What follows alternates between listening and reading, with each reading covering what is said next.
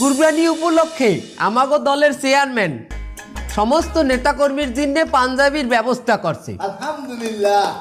Already আমাগো ছাত্রবলী সংগঠনের সভাপতি সেক্রেটারি কিন্তু পাঞ্জাবি পাইয়ে গেছে, আপনারা দেখতে পারেন।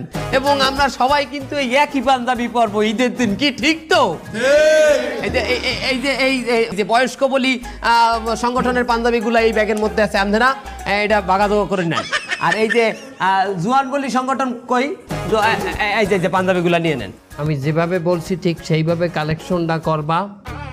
আর বিশেষ করে তুমি আরে তাইয়ে সুন্দর চাইয়ে একটা নাদুস নুদুস একটা বড় চাইয়ে গরু আমার দিন নিয়ে আসবে আইসকেই যাও। আচ্ছা ঠিক আছে, তা নেতা টাকা দেবেন না?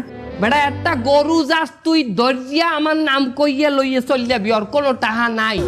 তা টাকা না দিয়ে একটা গরু ধরে নিয়ে আসলাম, ওই গরুটা তো আপনার না, তো ওই গরু দিয়ে কি কুরবানি হবে? এই গরু আমার না, তোরে কইলে কেডা? এবারে যে বেটা 20টা গরু আনছে আডে অর্ধেক দিয়ে আমি একটা চান্দা নিতাম না, কিন্তু আমি তো চান্দা নেই নাই। ওই চান্দাটা যদি আমি নিতাম তাহলে সেই টাকা দিয়ে তো একটা গরু কেনা যায়। এই দিনে ডাইরেক্ট গরুটা নিছি আমি।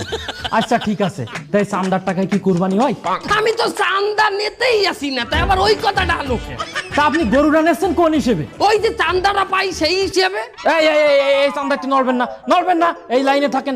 চান্দা আপনি ঠিকই নিয়েছেন, তাই চান্দার টাকা কি কুরবানি হয়? নেতা যেটা কইবে ওইটাই রাইট।